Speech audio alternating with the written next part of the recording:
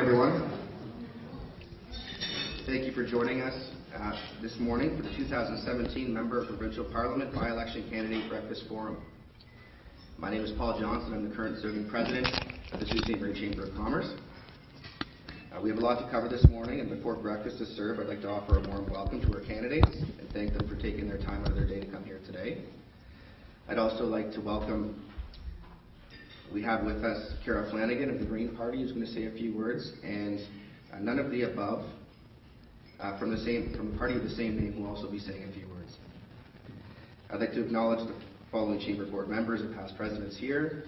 We've got Monica Dale, our immediate past president, as well as Jason Nacarado, our first vice president.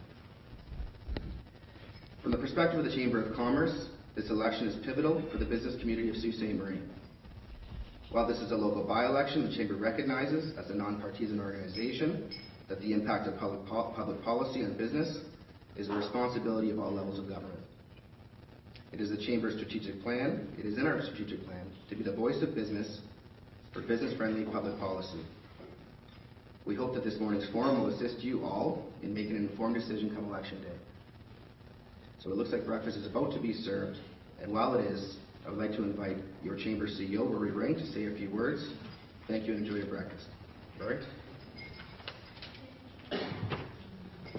Good morning, everyone. We do recognize that this forum is for the parties that do hold a seat in the provincial parliament, but we certainly want to recognize, in the name of democracy, all parties that are standing for this election.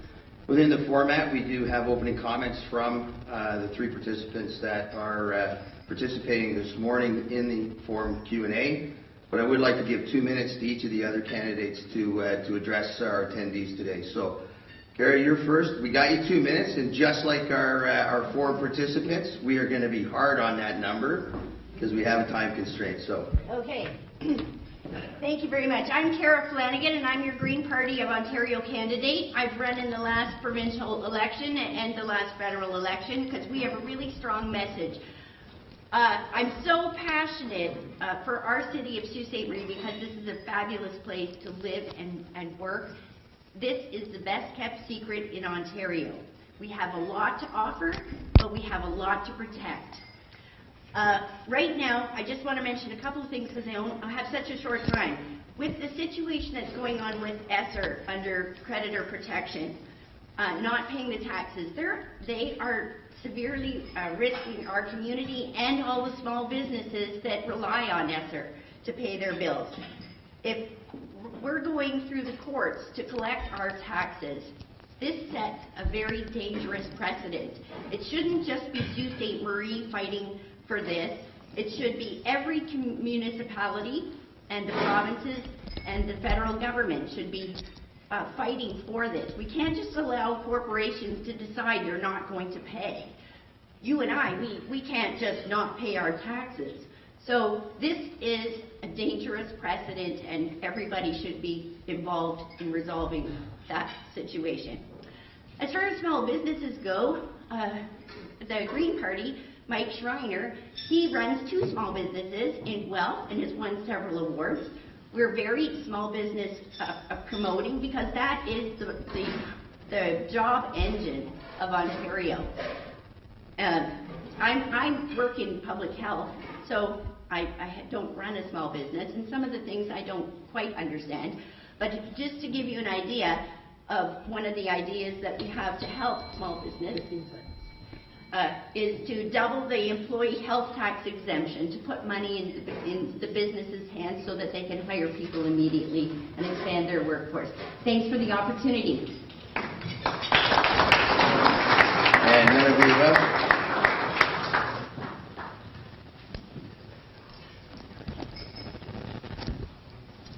Thank you very much.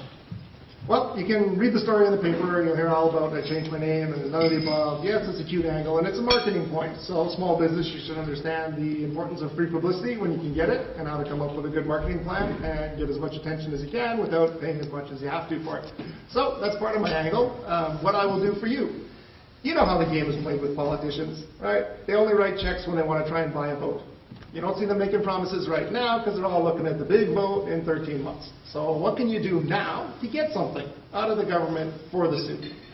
You pick one of the regular colors, and they might just say, yeah, again, as usual, next time we'll just do this or that. You pick something really different, they might go, whoa, what's going on in the suit? We got to get that back under control. How big a check do we have to write to get the suit back as red, green, or blue, or orange? So that's part of the angle of why to pick me, right? That's the way the game works, so I'll work the game for you, and I'll see if we can get some bigger checks coming up to the suit from them.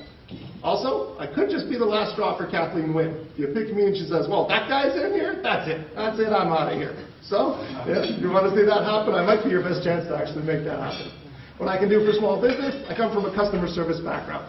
And one of the ideas that I have that I'd like to push for is something called concierge service. That's a fancy name for basically, instead of you spending all day calling them and bouncing around everywhere to get an answer for your question, you call one person, you tell them your problem. They work for the government. They spend all day calling all around, getting your answer. You get back to work. You make money. You pay taxes on it. The government does well. At the end of the day, they call you and tell you your answer. You didn't have to pull your hair out. You didn't have to freak out all day calling everywhere where they say, go back to where you just called. You get bounced around. So that would be the best advantage I can provide for you. Not to mention, if you've got any problems, I'll be fighting for it. Thank you. Thanks very much to both of you. So please proceed, enjoy your breakfast, and while you're doing that, I'm just going to provide some updates and on the things that your Chamber of Commerce does for you as a member. So we are a nonpartisan organization. We're approximately 700 members. We represent 15,000 employees in Sault Ste. Marie, and that's roughly about 43% of the workforce. And 1/3 of small businesses are represented through the membership as well. Our board of directors meets 9 times a year. Our executive committee meets monthly. We're represented on the Economic Development Corporation Board and the Downtown Improvement Association Board, and have participated in a number of stakeholder interviews and participations on the Community Adjustment Committee and the Economic Subcommittee related to that. We regularly attend city council meetings and meetings of the Finance Committee. We hold a variety of meetings with city staff, councillors, as well as stakeholders in support of our business community. This year we've engaged the city on a number of issues. Those issues that are of specific interest to our membership, and those being the potential of a parking fee increase and elimination of 2-hour free parking in the downtown commercial district. We also had focus groups related to uncompetitive levels of commercial and industrial tax rates in the city. We've communicated to the city the concerns of the business community throughout the city's budget forming process, and communicating the need for the adoption and commitment to a formal continuous improvement methodology and productivity processes to enhance service delivery within the budgetary stresses of current economic environment. Our team has worked diligently to influence the outcome of the revised sign bylaw and adoption of development charges, of which we were partially successful with the sign bylaw and fully so with development charges, resulting in savings of tens of thousands of dollars to the investment community, but also to homeowners of Sault Ste. Marie. In both cases, we do commend the city and council for seeking and listening to our input. We work with our many community stakeholders to enhance the economic opportunity of every single citizen through our membership. A recent success has been the acquisition of funding through a unique partnership with the Ontario Chamber of Commerce for employment development of our youth, advancing skills in coding, and for the digital gaming strategy by collaborating to secure over $250,000 in funding for 3 projects in Sault Ste. Marie, targeted at workforce development, retaining youth, and addressing the skills gap. We will see a media announcement in the coming weeks as they finalize their contractual obligations. We have written letters to support business investment in the recycling of tires, developing a fringe festival, securing Special Olympics, and a variety of support for cultural bids and activities. We work as well with the Ontario Chamber and the Canadian Chamber to harness the power of the network, which is 60,000 businesses provincially and 200,000 federally. We successfully had the Canadian Chamber adopt our policy on making the Ring of Fire a national priority and a project of national significance. This is now being advocated in Ottawa by the Canadian Chamber and will assist our community in bringing the potential of NOROC to realization. We addressed issues such as unfair trade and have spoken to the House of Commons Committee on International Trade, supporting the enforcement of trade remedies for unfair importation of steel. In fact, we'll be speaking to the Caucus of Steel at the end of this month on this matter and the Ring of Fire opportunity, because it impacts all our members, from Mark Gabriel's to Gus's Pizza, SIS, Rector Steel, SK Group, Quattro, and many of the businesses represented here today. We thank Terry Sheehan for his support on this initiative. We participate in setting the agenda for the Ontario Chamber and recently attended their AGM, achieving unanimous support for the recycling of cap-and-trade dollars back into the local economy from which they were extracted. As well, our Chamber was named on 11 of the 33 policies debated by the 103 chambers represented, and we connect our members to all levels of government through that process to ensure that our voice is being heard and that they have access to those that impact their business. To recognize our members, we launched the Small Business Too Big to Ignore segments, interviewing 3 local businesses, and Sherry is one of them here today. You have a chance to see that series on Shaw. It's a series that will be developed over time to really celebrate what our small business contributions are to our community. We also did a celebration of our membership through the Business Achievement Awards and awarded 18 members the Business Achievement Award Success, and that was from over 180 nominees locally. To assist our members in getting connected to revenue, we held our We Are the Sioux Health and Wellness Expo and our Home Renovation Expo. With our stakeholders and partners, we support ex-North development training, advancing matters on accessibility training and employment, and support the creation of an entrepreneurial and innovation ecosystem. To you, our members, thank you for coming to today's event. As a Chamber of Commerce, we are the constant voice of the local business here in Sault Ste. Marie at the municipal, provincial, and federal levels of government. And we are committed to working on generating economic prosperity for our community. Being a member of the Chamber of Commerce does make a difference. And the more members we have, the stronger your membership becomes. If you are not a member, consider joining. And if you are, please help us to expand our influence by referring a business you know. So I've taken the advantage of everybody having their mouths full and not being able to talk over breakfast, and I do appreciate the time given me to give you an update on the Chamber of Commerce. This is just a sample of what we do for you, and if you do have any further questions, please do not hesitate to ask me or a member of the Board of Directors. So I've spoken long enough. Please enjoy the rest of your breakfast, and we'll get on with our proceedings shortly. Thank you very much.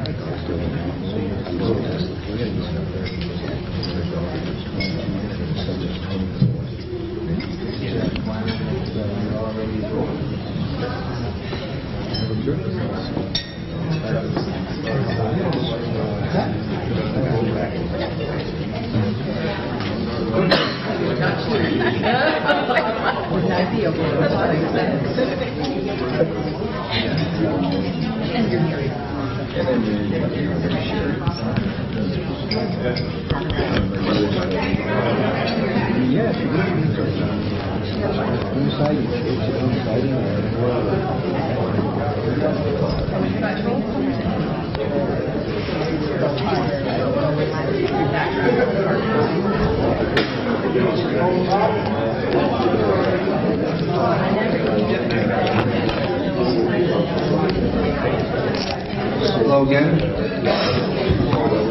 At this time, I'd like to invite the candidates to join me and take their seats. If you're listening.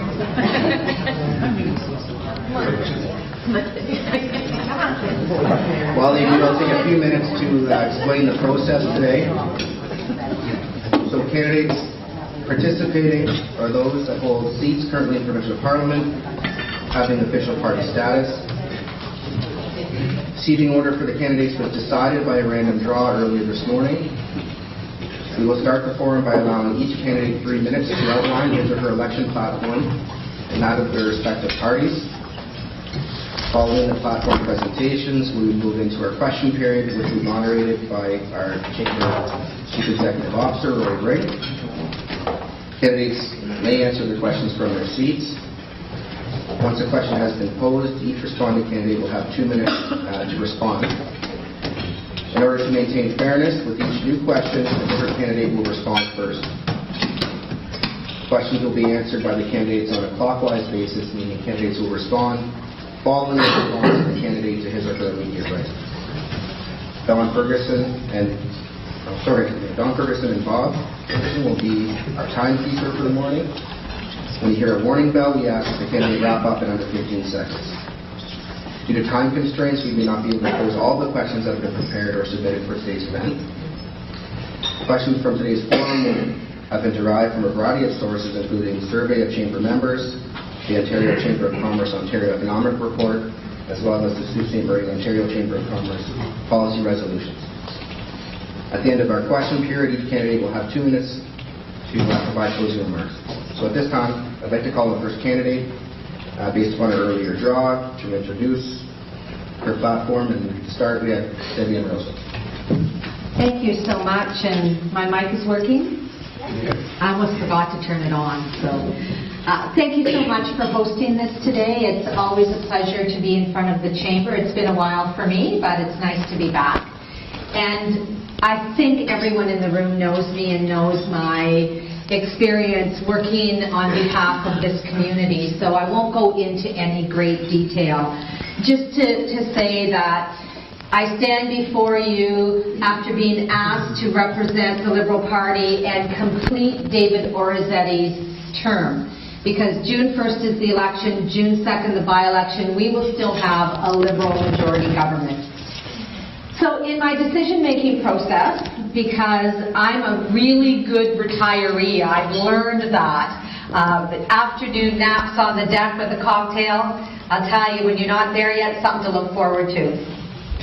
Making the decision, one of the things that stood out for me is that we have an opportunity. There's 13 more months left of a Liberal majority government, and we are in a situation in this community where we are facing some serious issues.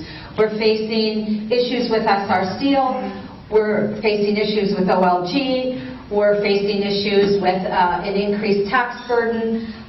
If you're driving down the road, you know we have some infrastructure problems going on, and we need to have a seat at the table to be able to address those issues. No disrespect to the two gentlemen that are on stage with me, but here's the reality. In my opinion, this is not a political election. This is not Liberal, Conservative, NDP. This is about, do we want to be at the table? Do we want to be able to have the access to the opportunities that represents, or do we not? And I suggest that history in this community shows that we are better served when we are at the table.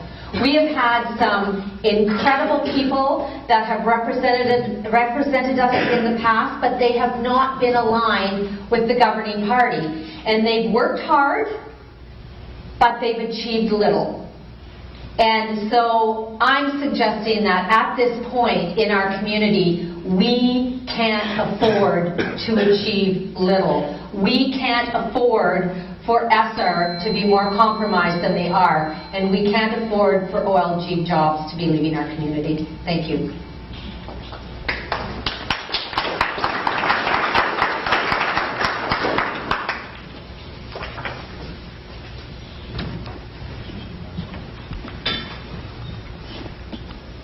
This on? Yeah, you're mic too. Okay. Can you hear me over here, just using the mic here? Okay, fine. So first of all, I just want to thank the Chamber for hosting the event and to all the members that are in attendance. Thank you for being here. I lived in all my life here in Sault Ste. Marie, and I know the Sault is a great place to raise a family and to grow up, and also to do business. And I'm a third-generation steelworker. And when I was just 18, I was able to walk into the steel plant and get a great job while earning a good wage, a good pension, and good benefits. And 20 years ago, I took a risk.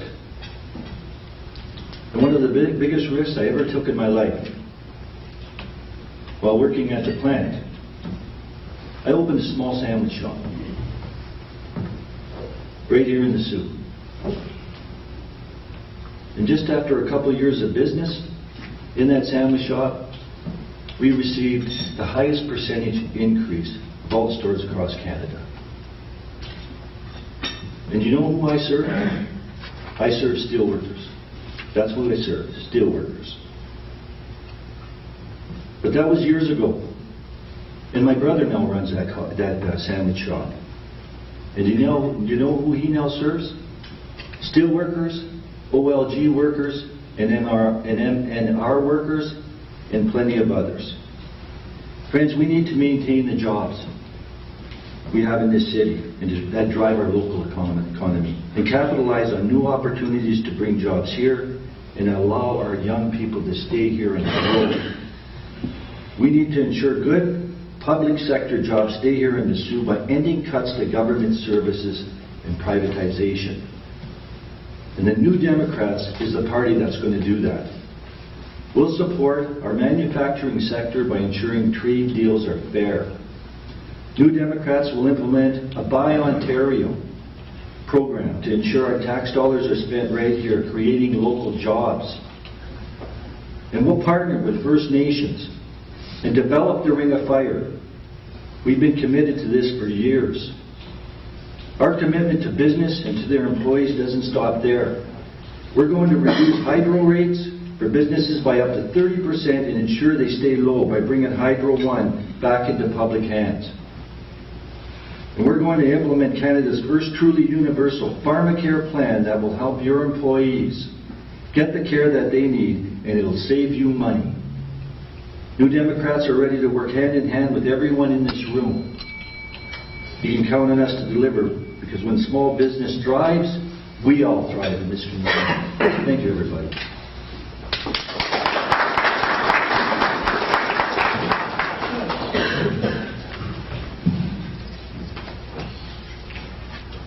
Thank you, everyone, and good morning. For those of you who do not already know me, my name is Ross Romano. I'm a husband, and I am a father. I was born and raised here in Sault Ste. Marie on a farm in the west end of the city. The Liberals have promised to fight for the middle class here in Sault Ste. Marie, for people like us. Instead, after 14 years, we have watched as this government has wasted billions on billions of dollars in waste, scandal, and mismanagement. We are the ones that are left paying the price.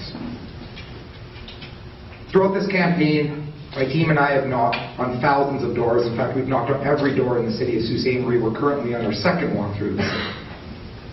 I've heard the same message time and time again. Life is unaffordable. Jobs are disappearing. Our healthcare is crumbling. And people have to choose between heating or eating. How is that fighting for jobs? How is that fighting for our middle class? How is that fighting for small business? When I was growing up in the city, I was approximately 14 years old, living on this little farm in the west end of the city. And I remember this feeling come over me. I was 14 years old, and I thought to myself, one day, something has to change. I was worried. I was scared. Am I going to be able to live in the Soo? Am I going to be able to raise a family in the Soo? Will I even find work in the Soo? And I was scared, and I thought, one day I'm going to make a difference. One day there's something I'm going to be able to do that is going to change things. It's going to bring meaningful change to Sault Ste. Marie. Many years later, I'm in law school, and I'm hanging out with a guy by the name of Patrick Brown. We became classmates, teammates, played hockey together, we became friends. He became the leader of the PC party a few years ago, and that night I realized this was my opportunity to effect meaningful change for Sault Ste. Marie. That's what brings me here today.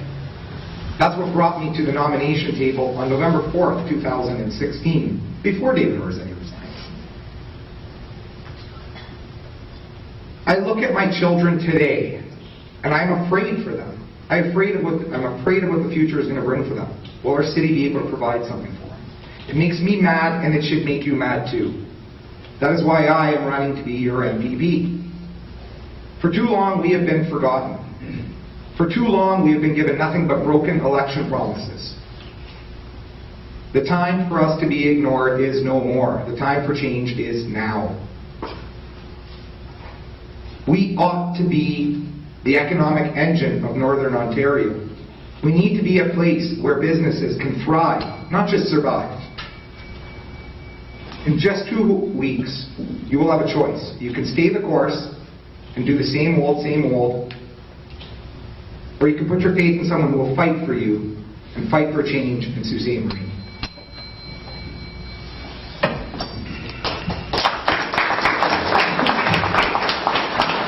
Thank you, Candy, for those opening remarks. So we've done our selection, and it's Debbie, Joe, Ross, and then we'll alternate Joe, Ross, Debbie, then Ross, Debbie, Joe.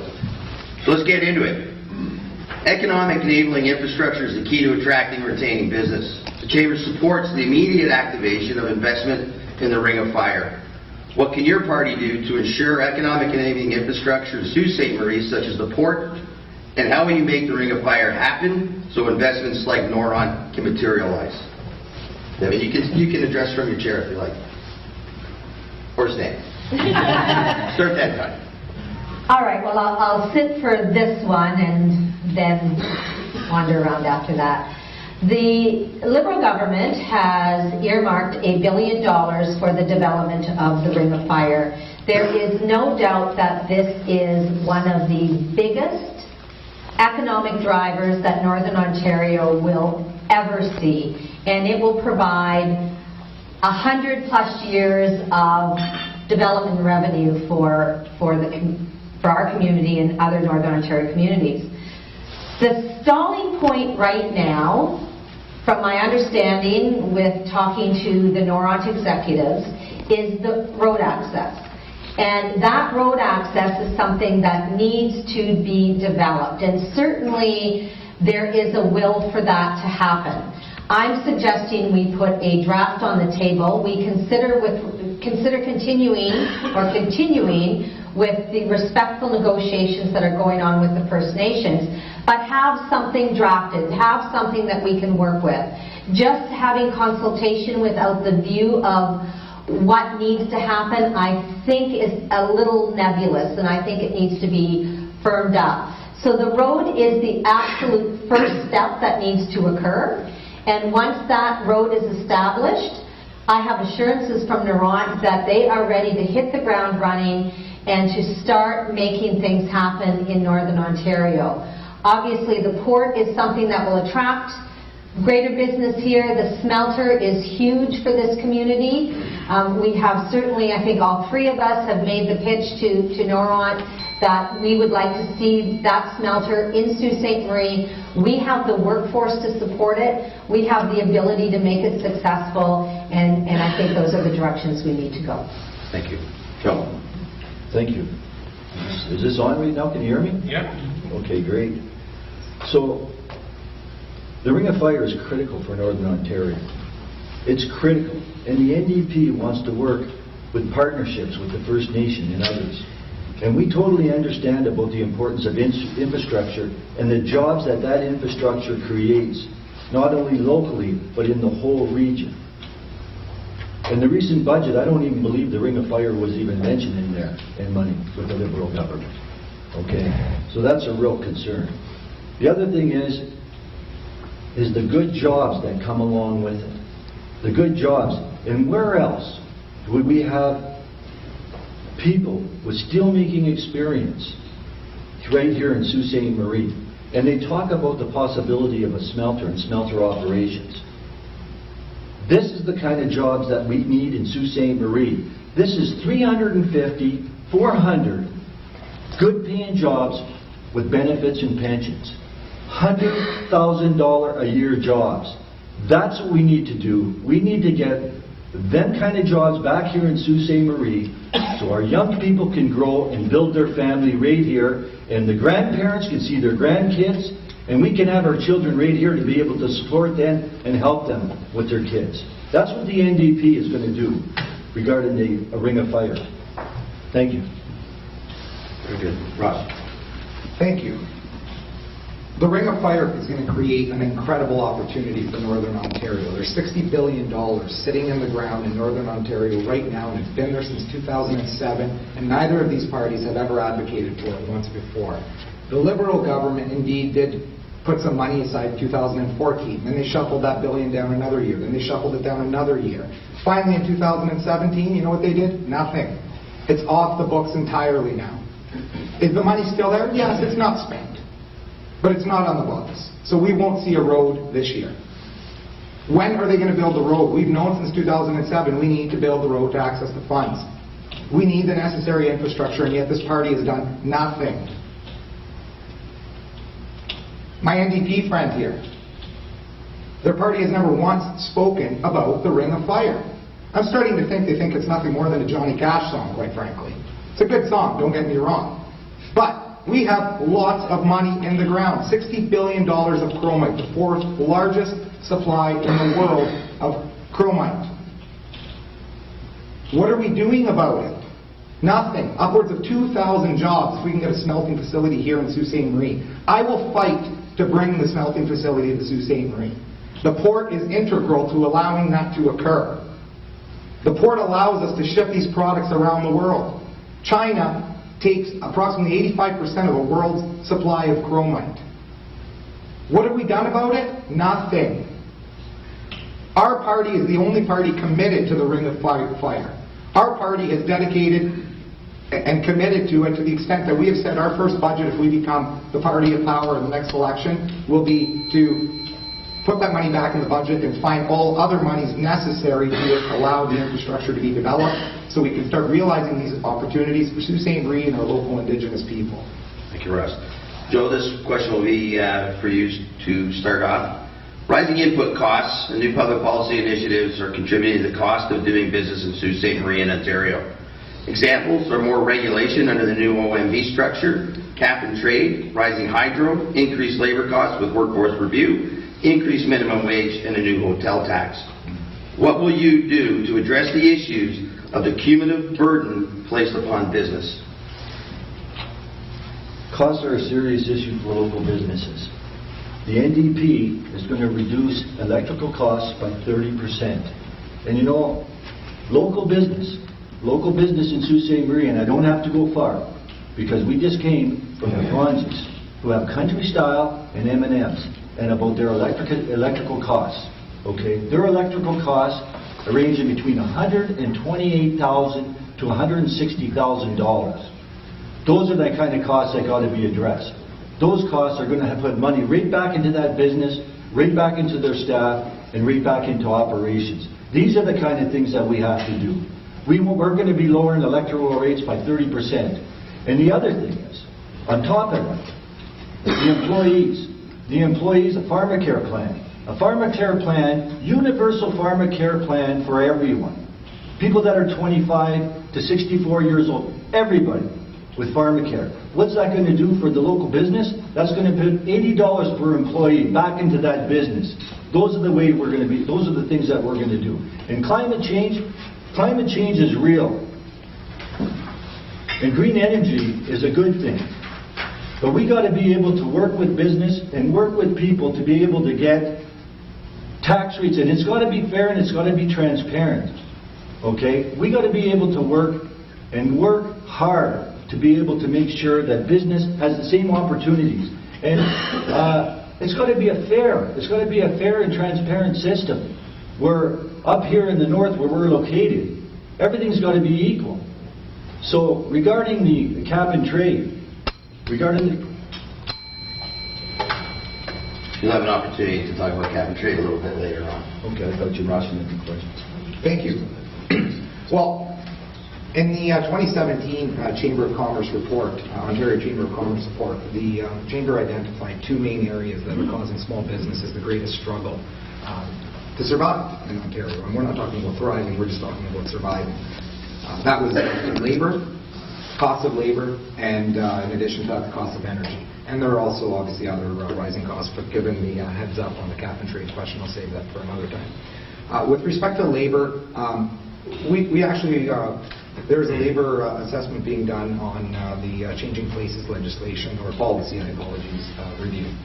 We are actually awaiting the results of that review. We look forward to reviewing that, and if it's a good policy for Ontario, we will support it. And that certainly is something we will be looking forward to receiving. As far as energy costs, we have said time and time again, hydro is breaking the backs of our Ontario ratepayers. We told the Liberal government and the NDP government when they went to pass the Green Energy Act that we were against the Green Energy Act. It was bad for Ontario ratepayers. They refused to listen. We told them to stop signing these billion-dollar contracts for energy we don't need. They refused to listen. We told them to stop paying these high-priced executive salaries at $4.5 million to the CEO of Hydro One. They refused to listen. These are immediate, tangible solutions that will provide relief now and stop the bleeding for not only our businesses, but our households as well. Thank you. Very good. As I promised you, Captain Trade. Or sorry, we have Debbie. I apologize. That's all right. I'll forgive you this time. Certainly, the cost of electricity has been a burning issue, and I understand how people have been upset about it. The reasons that it has gotten to the level it is because of the investments in infrastructure. And none of us want to see money go into things that we can't see, but it has improved the reliability of electricity in this province. So what the problem was how the government financed it. And so they listened to the people, they owned up, they took responsibility for the fact that they made some decisions that weren't the best. And so they now have a plan to reduce that cost by 25%. And, I will say that there's a lot of harping about electricity from the PC party, but the PC party has been shaking their fist about this, but has not developed a plan. They have said they'll talk about it in November at their convention, so there is no plan. You talked about red tape, Rory, and there has been thousands of regulatory barriers that have been erased by the Liberal government, which makes them doing business easier. In fact, they were nominated for 4 awards for the fact that they actually listened to the business community and were able to cut those regulatory burdens on business. NOHFC has been wonderful, and as I go through the community and see the investments that NOHFC has made to small and medium-sized businesses, it's wonderful. And just in closing on this statement, it's all about balance. We need to do what's fair for the workers, but we need to not stifle the business community also. Thank you. The cap and trade system will extract approximately $30 million from the local Sault Ste. Marie economy. How do you ensure that these monies will be recycled back into our community to develop and enhance our entrepreneurial and innovation ecosystem? And Russ, this is yours first. Thank you, Rory. This is another example of the Wynne Liberals ignoring Northern Ontario. Again, in the 2017 Chamber report, it was noted, and in other Ontario Chamber documents, that Northern Ontario is struggling. And we have some of the biggest issues or concerns when it comes to our large industry businesses and their ability to survive with all the additional energy costs that they have to pay. What was done, even with a sitting cabinet minister at the table in Sault Ste. Marine, they ignored us again. They continue to ignore us. The cap-and-trade system is bad for Ontario. It's worse for Northern Ontario businesses. It is terrible for businesses in Sault Ste. Marie. Our plan is to make it a revenue-neutral system. We don't want to see the money go to provinces like Quebec or states like California. Why are we sending our money to them? We will make sure that it is a revenue-neutral system so that the monies will be repositioned back into our own business community and come back to the taxpayers to alleviate the cost of the system itself and the burden of it. We recognize that climate change is a fundamentally important issue. We're not suggesting that we should do business in an unenvironmentally friendly way. That is not at all our suggestion, but we can't do it we can't leave our businesses out to dry, especially in Northern Ontario, with all the additional burdens and costs that they have to face. It's not fair. Why send the money abroad when you can keep it here local and find ways to incentivize businesses in Northern Ontario and give back to them? So at the end of the day, this is nothing but a $2 billion cash grab by the Liberal government, and we don't agree with it. Debbie. Cap and trade is good for the environment. You can reduce carbon emissions and then, sell that for a profit. There's a commitment that every dollar that is gained by this process goes directly back to infrastructure. And we all know that infrastructure drives business, it drives the economy, and it's critical for not just Ontario, but specifically Northern Ontario. We're always behind the eight ball in Northern Ontario. We're always looking to find ways to improve our infrastructure because we certainly have special circumstances due to our weather, distance, those kinds of things. So bottom line, every dollar that is generated is directly put back into infrastructure for this province. Joe? So as I mentioned earlier, climate change is real, and green energy is a good thing. And the Conservatives seem to be making a lot of promises, but I want to know how they're going to do that. I want to know how they're going to do that. Are they going to cut services? What we want to do is we want to take away any unfair burden that it's going to have on people here in Northern Ontario, on families and businesses. And we want to dedicate 25% of the cap and trade revenues to different programs that directly help and any disproportionately burdened communities like Sault Ste. Marie, and just like they do in California. This is what the NDP will do. Thank you. Thank you. So the order now will be Debbie, Joe, Ross. And speaking of hydro, since the implementation of time of use, hydro costs have increased by 383% since 2004. That's from 4.7 cents to 18 cents per kilowatt hour. While there is a fair hydro plan reduction of 25%, what else can be done to prevent further substantial increases?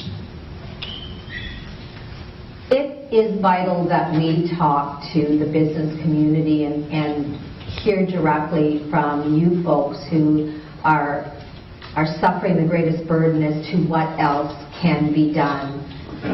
It's certainly an open discussion that can be had. The government has certainly been receptive to the citizens of this province, talking to them about where there are issues, and it will remain open. Certainly I will remain open, as I always have been in every area that I've worked in this community, to looking at the solutions that create that best balance that we need to be successful. Thanks. Well, I'm going to tell you, the NDP's already been talking to area business in Sault Ste. Marie. That's what we've been doing, like talking to the Franzis, talking to people, talking about the high electrical usage here in Sault Ste. Marie. And you don't have to look very far to see what happened. What happened even with our Sioux Area Hospital and the high energy costs that they're having to pay for right now. And really, 30% reduction in electrical rates. That's what we're committed to with the NDP. That's what we will do. And we'll take privatization. We're going to take that away. And we're going to put that right back into public hands. So the investments can go right back in Ontario, right back in Northern Ontario, right back in Sault Ste. Marie. That's what the NDP is going to do.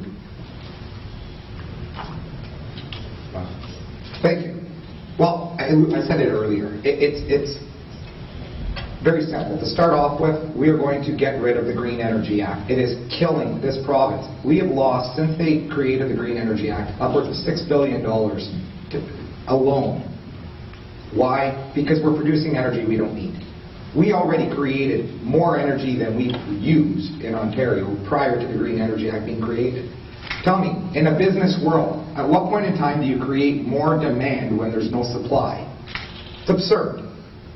We said don't sign the Green Energy Act. They did it. We are going to get rid of the Green Energy Act and stop mass producing a commodity that we don't need right now. And there is no way to store it.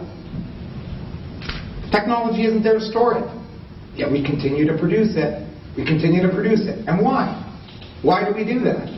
Well, to service all these billion-dollar contracts we sign. Thousands upon thousands of contracts being signed constantly by this Liberal government.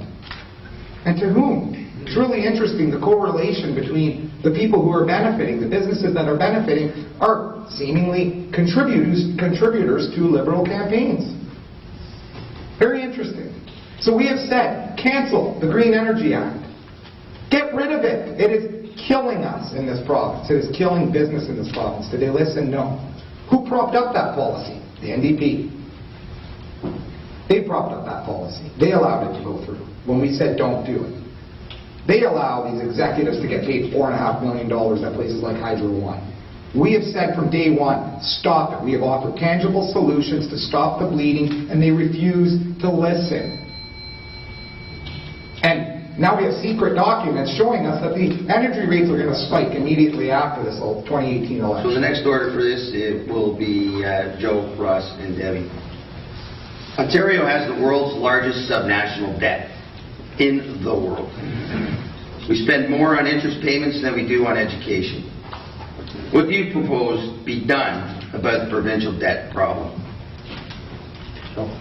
Debt is a serious problem. Debt is a serious problem for everybody. Anybody in debt, they certainly want to get out of debt.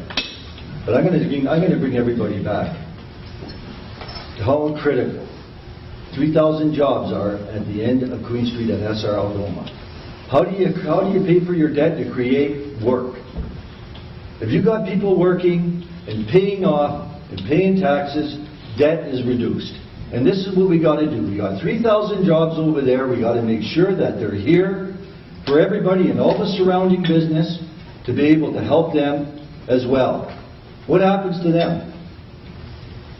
What happens to them? Not only them, but others.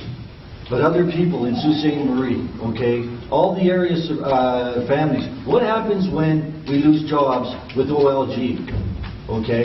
We lose jobs with OLG and they go south. How do we pay our debt off? How do we pay our debt off? Those are problems. Those are problems that we got and they got to be solved. Thank you. Thank you. It's really interesting hearing NDP friend here refer to how we're going to solve the problems with debt, where their hydro policy relates on a promise that, well, not a promise even, but a hope that maybe Justin Trudeau, our Prime Minister, will forgive 8% on the GST to give us this 30% we're going to somehow save on hydro. Then the other thought is we're going to take Hydro One, which we Liberals, we said don't do it, but the Liberals decided to sell it off. Greatest asset we have, they sold it. And now the NDP plan is, this is how we're going to save you money. We're going to buy it back for $2.5 billion. Well, again, are you going to sell an asset that you know makes money for what you sold it for to begin with? Are you going to sell it back? No. You think we're going to buy it back for $2.5 billion? They clearly do not understand the markets. The value of that asset is much higher. You can't put the toothpaste back in the tube once you've taken it out. It's a fairy tale. It's a dream. It doesn't exist. You can't do it. So what's the plan? We're going to go further into debt. That's how we're going to fix the debt. And what's the Liberals' plan? We got this mess in hydro. We're going to go further into debt. Let's borrow something like $28 billion, I think it was, so that we can mortgage our future, and your kids and grandkids and mine can pay for the disastrous mess they've created on hydro. You know what it's going to cost us? Another $29 billion in the long run. We currently are sitting at something like $362 billion debt in Ontario. You know, we pay $1 billion a month in interest. That would represent the third largest ministry in government. Third. Imagine that, behind healthcare and education. They awarded to the hospitals. And that's a good thing. But the problem is that the people that are waiting in the hallways, the elderly people waiting for the nursing homes, waiting to get into a nursing home, there was no funding in there for nursing homes.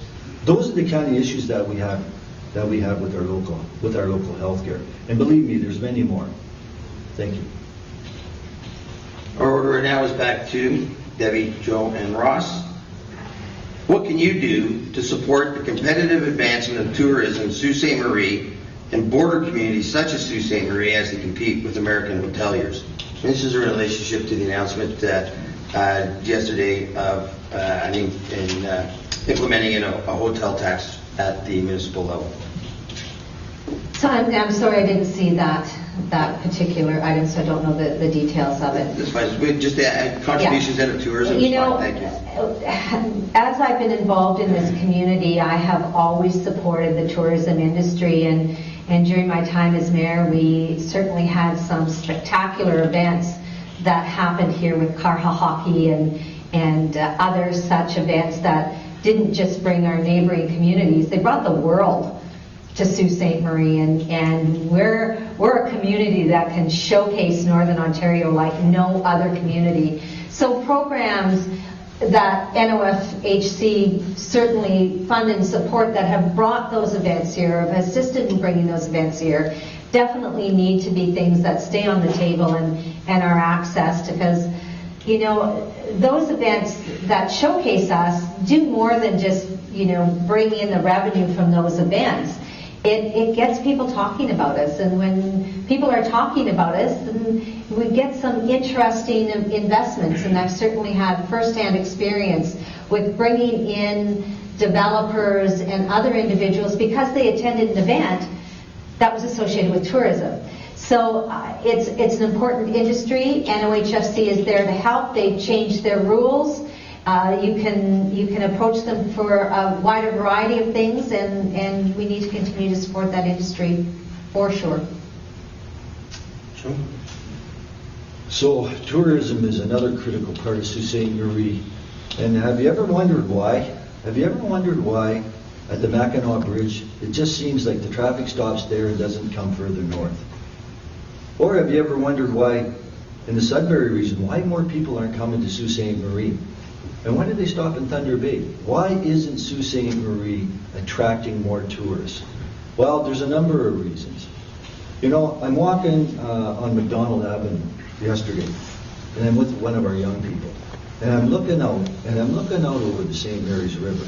And I just happen to believe the St. Mary's River is one of the most beautiful water systems in North America. I know because I boated on it. Absolutely incredible. We got to keep working with Tourism Sault Ste. Marie and develop new ways of attracting more tourists over here in Sault Ste. Marie. By working together in partnerships, working together with people. You know, I work on the airport board, okay? And I'm a very, very proud director on that board. That's one forward-thinking board, okay? That's had over 200,000 people in the last 12 months come here. And talk about grow. We've grown. A progressive board. Those are the kind of things that we have to work with. Those are the kind of organizations we got to work with, and including Tourism Sault Ste. Marie, the EDC, and also along working with the Chamber to help develop local business to be able to attract those tourists here as well. Thank you. And Ross?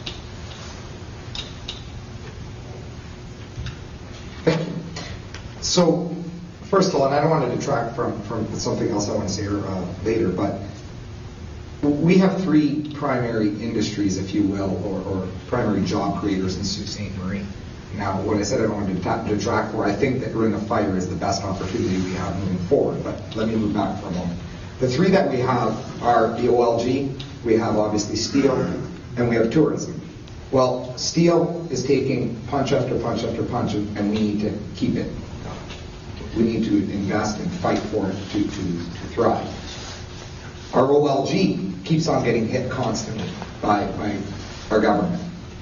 They claim that our main offices are here in Sault Ste. Marie, yet there's over 1,200 jobs in Toronto. All the CEOs are there, and we have just over 300 here in Sault. So I don't buy it. We need to push that as well. But what we have left is tourism. And we have one of the most magnificent sceneries in the world. We have one of the most beautiful cities in the world. One of the most amazing places where you can walk out on sandy beaches and take beautiful drives, and you can see all the wonders of Northern Ontario, a place that the Group of Seven came and became famous over. We need to invest in it. We need to fight for it. I will fight for it. I don't want to do anything that is going to in any way hamper our tourism industry in Sault Ste. Marie. I don't want to do anything that is going to take away from it. Don't even let me get into putting the windmills all throughout the landscape, but that's another story. We need to invest in it, foster it, and fight for it, because it is one of the most critical things we have in our community. Thank you. Our order now is Joe, Ross, then Debbie, and I will not forget you this time. I'm going to hold you to that. Yeah. And this will be our last question for this morning, so thank you very much. In our chamber campaign, Small Business Too Big to Ignore, and an ensuing survey, 45% of businesses reported having difficulty in filling a job opening in the past 12 to 18 months. If elected, what can you do to address this difficulty and the skills gap? Joe? Well, that's a very good question. And you know what? One of the things we've got to do is one of the problems that we had all along was the outmigration of our city's youth. Okay? So we're actually declining in the population, and that's a big problem. So we got to continue to grow. And how are we going to be able to do that? We're going to be able to attract them back here. And part of it is being able to support the 3,000 jobs that are at the end of Queen Street with SRL Goma. And you know, there have been opportunities, and people are going where there's good wages, benefits, and pension. Okay, I have to say that.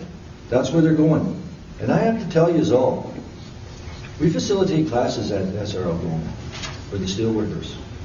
And since January, there's been a few hundred people hired there. And I know it's causing a labor drain in here, in the Sault Ste. Marie with smaller bills and business. But that's what we expect our children to have, is good paying jobs with pensions and benefits for them to be able to go to and be able to thrive. And there's also jobs that are needed. Jobs for students with small businesses. You know, we're trying to lower the electrical rates to help these businesses. By lowering them 30%, it's going to put money right back into the business to be able to help with staffing, to be able to help with operations. You know what, you can expect more. You can expect more of this to come over the next few months with SRL Goma. Expect more new hires. It's going to be coming. We're going to have more of a labor drain. But these are good jobs. These are good jobs. And we don't want to, and we can't ever... Thank you. Well, firstly, we need to ensure that the condition exists so that businesses will want to come to our city and stay in our city so that they can create jobs in our city. We need to have better affordable hydro. We need to reduce red tape. We need to improve our infrastructure. And we need to, of course, on the skills gap, we need to educate our people for the jobs that are actually there. And that's a problem that we fail on significantly. We do not educate our young where the jobs actually are. You look at the trades that are a primary example of this. Once upon a time, I remember when I was in high school, you could take shop class or automotive class or electrical class. Those classes don't exist anymore. So what does a student do who doesn't really excel in academics and would like to work with their hands? What are they supposed to do? They're pushed into other areas. and yet we do not train them in areas that provide good, meaningful, excellent jobs, really. Sometimes I think I wish I would have been an electrician as opposed to a lawyer. I make quite a bit of money in the field. So these are excellent jobs. We also have, for instance, data coding. Now, I'm not a computer savvy guy, but data coding, something like the statistics already show that there are 4 jobs for every student, or 3.5 jobs, or something around there for every student that comes out of the program. Do we train them? Do we invest in our educational institutions to train people in that field? No. Engineering, another great one. We have multiple jobs available for every engineering student that comes out. What do we do in Ontario? We say you have to have something like 93% overall to get into engineering. Well, you know what? I bet you could find some great engineers who got 92% overall. But no, do we train them in that area? Do we produce people in the areas where the jobs are? No. Yet we have thousands upon thousands of teachers educated, or students coming out of the teaching programs every year for half as many jobs as there are graduates. Thank you so much for acknowledging me, Rory. I think there's 2 things specific to your question. One is the apprenticeship program that is being developed with incentives for individuals to learn the trades, and there are also incentives for businesses to make sure that it is worth their while to employ those individuals. So there is a focus on training and developing those individuals so that we can fill that labor gap that has existed. And I think, I know my kids definitely, when they chose their field of study, looked at what the circumstances were at the time, and that's what they trained for, and that's what they're working in. So I think things have now changed, and we need to reevaluate that. The other thing is the proposal for free tuition. And it is certainly income tested, but there is an opportunity for people to access different learning institutions with the assistance of the government. And the OSAP paybacks, I think, have been raised so that if they get an entry-level job, they don't have to begin paying back until they're making a reasonable wage. So I think those 2 initiatives are things that can address the concern that you specifically raised. And I thank you for the opportunity to respond to that and not be forgotten. I suffer from a trait called the Kraft syndrome, and sometimes I just can't remember a friggin' thing. Or fast start. I'm just too far ahead. I can't remember what I just did in the past. Well, those are better excuses than some that come to mind. So we have time now for some final comments. We are right on time, folks, so thank you very much. And we are just going to reverse the order that we had with the opening statements. So first we'll hear from Ross, then Joe, and then Debbie.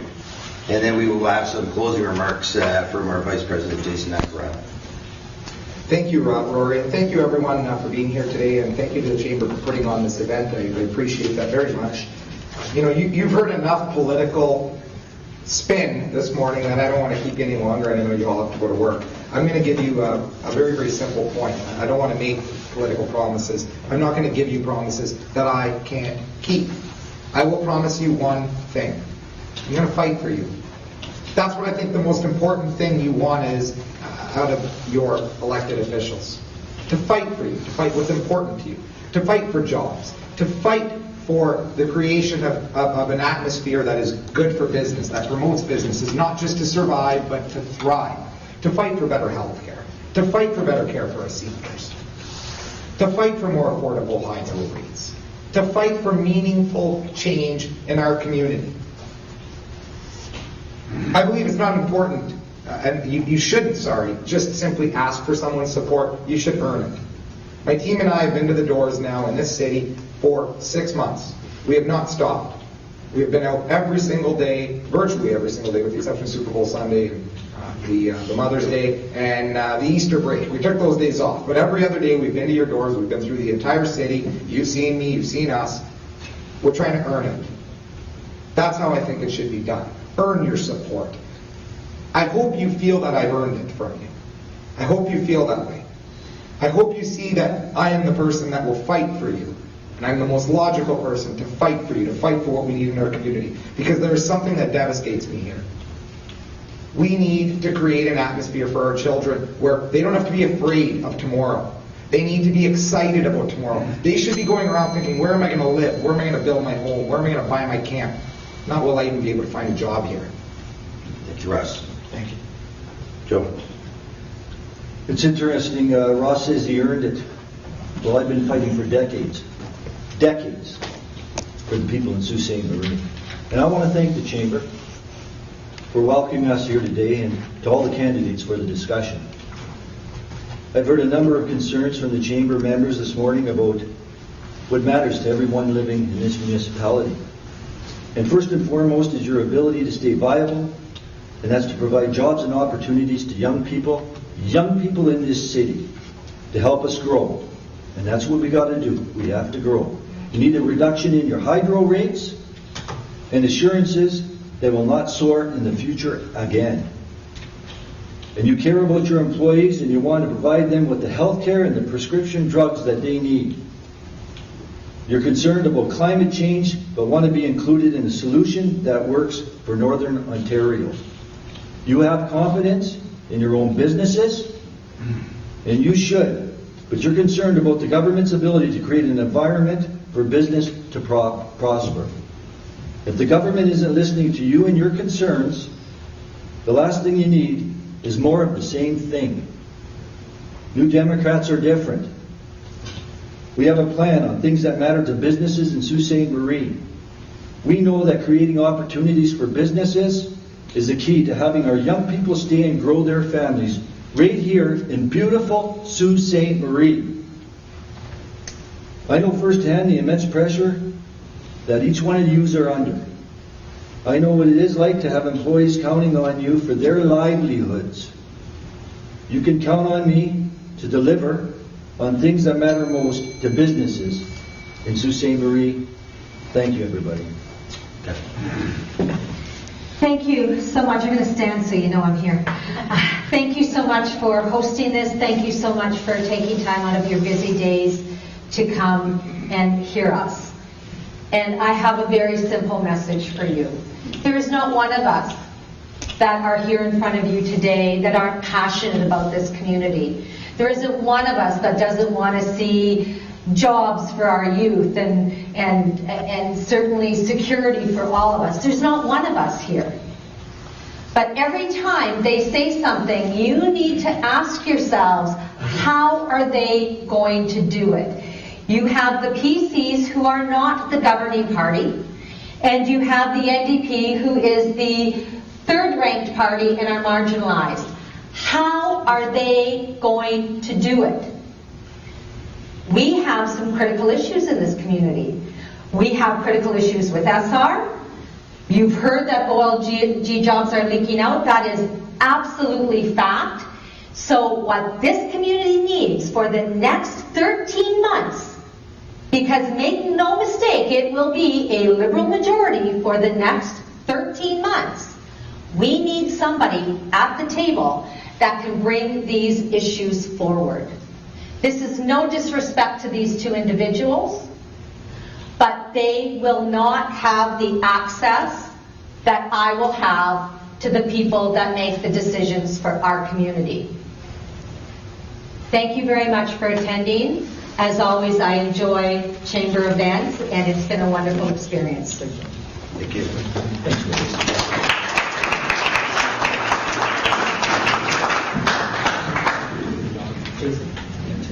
I got 2 minutes. I was just told I got 2 minutes. Get the bell coming. I'll try and get you all out here quickly.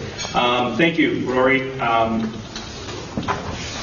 So on behalf of the Chamber, we'd like to thank our candidates and for taking part in this forum. And I really want to give a sincere thank you, Deb, Joe, Ross, Ms. Flanagan, Mr. About. Thank you very much for what you do. Thank you for taking time away from your families. Thank you for taking time away from your professions. Thank you for working very long hours on behalf of this community, not just the business community, but on behalf of Sault Ste. Marie. So for all you do, and I think you're not appreciated enough for working so hard for us. So to all of you, thank you for fighting for our community and fighting for us. So can we have a round of applause for the candidates?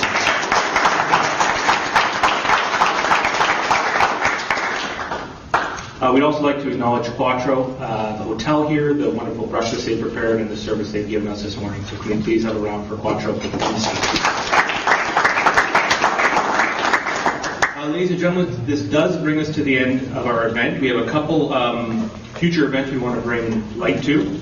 Tomorrow, Thursday, May 18th, we have a Take 5 at Solo. This will be celebrating their 10th anniversary at Solo, so we invite you all to come out and network with the business community then. On May 25th, Thursday, we have the Ontario Chamber of Commerce Vice President Carl Baldouf of Government Relations, and he'll be providing insight on the Ontario Economic Report as well as in context for the by-election that we have here. We encourage you all to come, and that will be at the Delta Waterfront Hotel Sault Ste. On Tuesday, May 30th, we have the by-election debate with all of our candidates here again. That'll be at the City Hall Council Chambers, and it will be televised as well. So we do invite you all to tune into that event, and that will be a bit of a question and answer. So that'll peel back the onion a bit and get more into the details of each of the issues that are prevalent to us here in Sault Ste. Marie.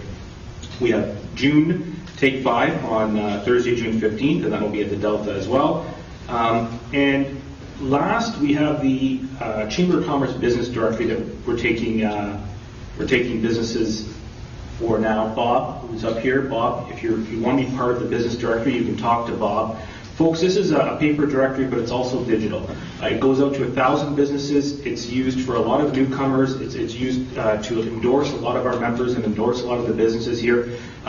Yes, it's paper, but it's also digital, and it also has a very big impact on your search engine optimization. I know a lot of folks are always out there looking to get higher ranks on Google.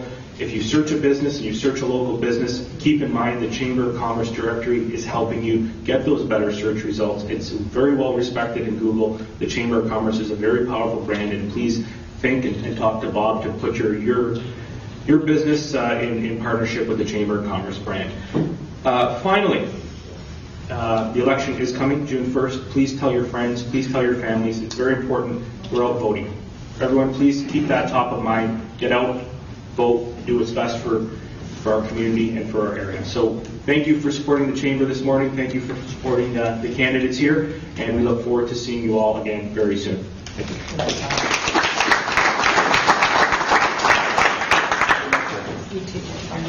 you.